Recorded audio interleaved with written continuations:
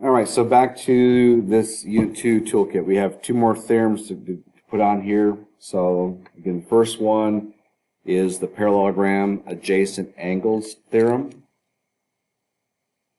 which actually we did a couple of weeks ago. And then the second one, which is the one we just did today, which is the parallelogram diagonals theorem, abbreviate theorem. The word theorem can be abbreviated as THM. So if we're going too quickly, you can always shut the video off and replay it to get the information. So for the first one, if given a parallelogram,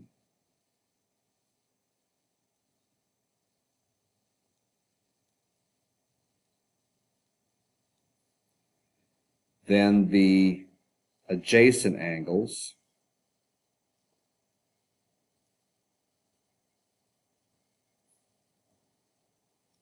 have a sum of 180 degrees. So keep in mind that when we're doing parallel lines, one of two things happen. The angles are either equal or they are supplementary. In other words, at the 180. Picture would look something like this, a parallelogram with angles A, B, C, and D. The opposite angles are congruent, and the ones that are next to each other, so I would call this shape A, B, C, D. So A, B are adjacent, B, C are adjacent, C, D, and D, A. So angle A plus angle B is 180 degrees. There's adjacent. Angle B plus angle C is 180 degrees. Angle C plus angle D, also 180. And angle D plus angle A, also 180.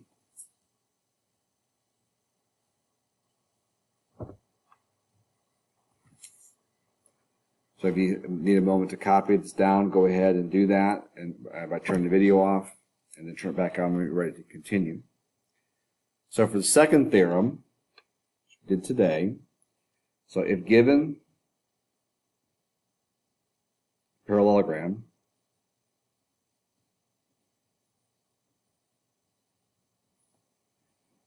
then the diagonals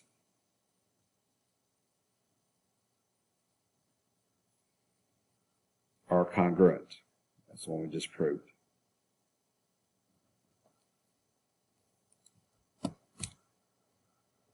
So for the picture, we have a parallelogram. I'm sorry, they're not congruent. I'm sorry. The diagonals, they bisect each other. I was thinking of the last proof that we did with the rectangle. They bisect each other. Sorry about that. So A, B, C, D, if I draw in the two diagonals and place this point here as E, AE is, line segment AE is congruent to CE, and line segment DE is congruent to line segment EB.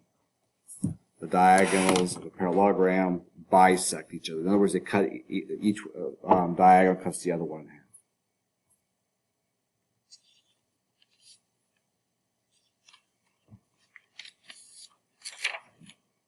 Now for, as a continuation, hopefully your teacher gave you a new copy of the Unit 2 paper.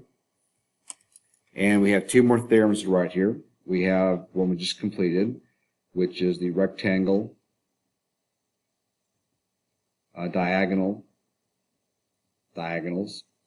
theorem, THM for abbreviation. And we have also the rhombus diagonals theorem.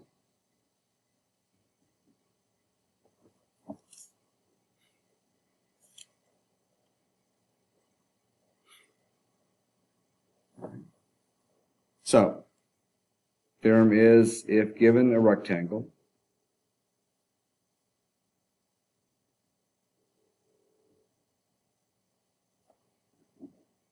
then the diagonals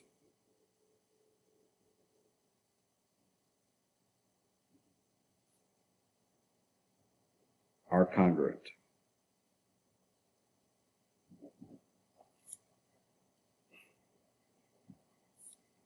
So if I was going to draw a picture of that, and this was the last proof we did, if I draw a picture of this, line segment AC is congruent to line segment BD. And then for our last theorem, if given a rhombus,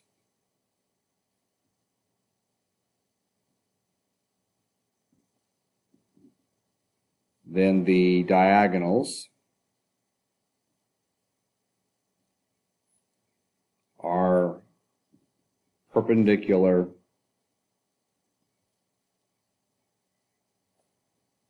bisectors of each other.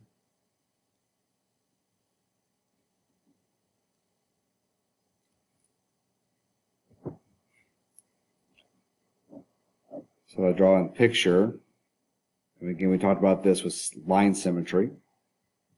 Drawing the picture ABCD, at this point here is E. So basically, if I would enlarge the picture here, so basically these two pieces are the same because line segment AC is a perpendicular bisector of DB. Line segment AE and EC are the same length because, again, that line symmetry, I can fold this triangle over DB and everything lines up. So DB is considered a perpendicular bisector of the other. And then the third thing is, because there are perpendicular bisectors, then these angles here are right angles. So line segment AC and DB, they're perpendicular, they create right angles. And we're supported by the fact these are line of symmetries.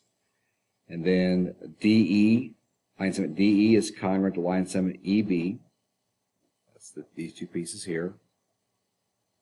And line segment AE is congruent to line segment EC using these two pieces here. So anytime you have a rhombus, the diagonals have a lot of information for us in terms of trying to prove triangles. If you look at this one here, all four triangles actually in the rhombus, I'm going to enlarge this again, all four triangles are actually showing side angle side in the same way. Triple right double, triple right double, triple right double, and triple right angle double. So all four of these triangles are congruent to each other because since they're perpendicular bisectors, we're automatically getting two sets of sides and then a right angle. So that's one of the nice things about the terminology, the theorems, and the definitions is that quite often they provide us a lot of information, and the challenge is trying to figure out which information we need to use to actually prove something. All right, so you're going to need a sheet of paper for the next step of the activity, and that next phase of the activity will be in the next video. So again, if you have any questions, please make sure you're willing to answer or ask those on Tuesday.